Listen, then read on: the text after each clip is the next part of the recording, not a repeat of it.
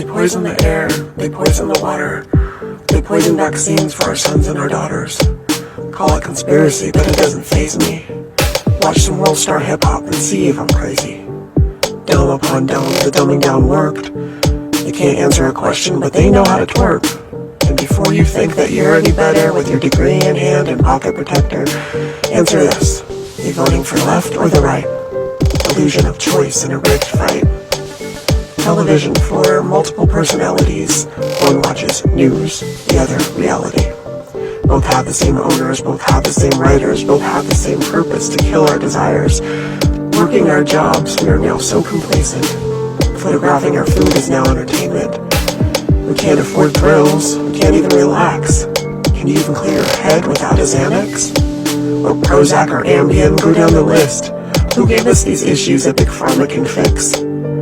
They say harmful ingredients in such small amounts can't hurt anyone, and it's paramount. 69 doses of vaccines is what's on schedule by the time you're 16. Pharmaceutical lobbyists are second to none.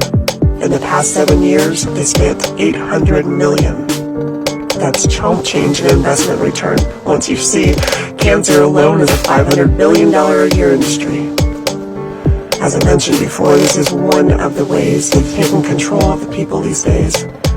We pay to be poisoned. I know that sounds nuts. Got a computer? Bill Gates thanks us. Watch Innovating to Zero, Gates' TED Talk stand to reduce carbon emissions, a population control plan. In his own words, here's the goal. If we do a great job with vaccines, healthcare, and birth control, look at the millions of dollars he's so generously given to make geoengineering a cure for emissions. Look up at the sky. Contrails my ass. Gates talks about sunblocking with sulfuric acid. That shit rains down into our water supply, seeps into our crops. You can see the trees die. Maybe I'm crazy, or maybe I'm not. But there's things that I notice that happen a lot. Like when important bills pass, it's sleight of hand seeing this. Don't look at that. Hey, look at this. On April 18th, 2013, CISPA passed during Boston bombing.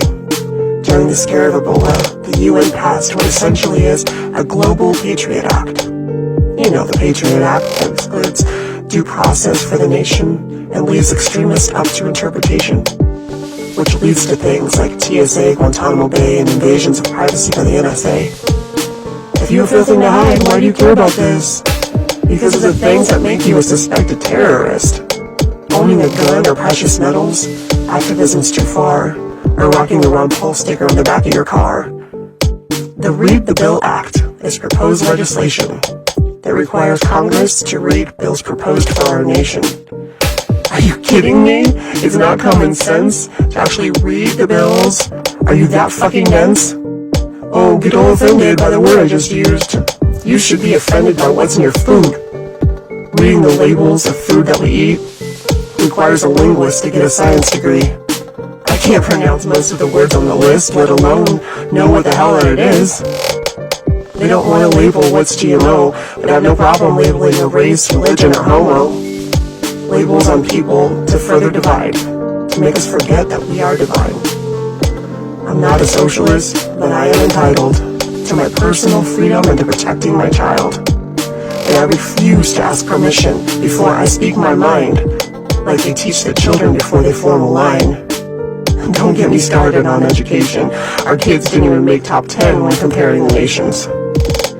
But we were number 1 in defense spending, with a great war machine, and the war is never ending.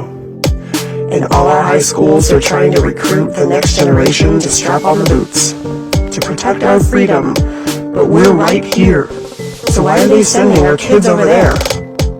Bribing them with free education, you'll see the whole world while you bomb all the nations. Protecting our freedom, or oil interests again?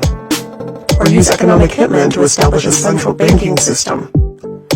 And when you come home after wars mess with your mind, you can live on the streets and commit suicide. I mean no disrespect to those who laid down their life. For the love of the people, they paid the ultimate price. I'm just pissed off at the lies that are told by the government puppets to get war sold. And as we're on the verge of World War III, it's our duty to question the powers that be. But by all means, pledge your allegiance to a corrupt government who stripped all our freedoms.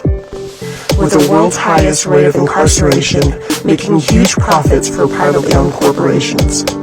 Contractual agreements are all in place to keep the cells full of various inmates. Doesn't matter if they're violent or not. And promote through the media that there's a war on cops, so that the upstanding citizens will then start to defend our men and women in blue who have sworn to defend, to protect, and serve. But that's not the case at all. Supreme Court ruled their only duty is to uphold the law. So it's not to serve the people, it's to serve the state. That's why there's more cops writing tickets than investigating rapes. I hate ending our negativity from all the above, because that's not who I am. I'm about peace and love. And if your perspective is different, that's alright. I'm not trying to argue, I don't want to fight. And I'm not trying to change your stance.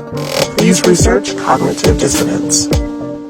It's a hard pill to swallow, at least it was for me. But once you get past it, it's really quite freeing. And frustrating and depressing. There's ups and there's downs, but I'm thankful now that I know what I know now. Because now I can try to help my kids to change how things are in this world that we live. If you don't hurt others or infringe on their rights, I'll defend your freedom till the day that I die. We don't need rulers to govern, because power corrupts.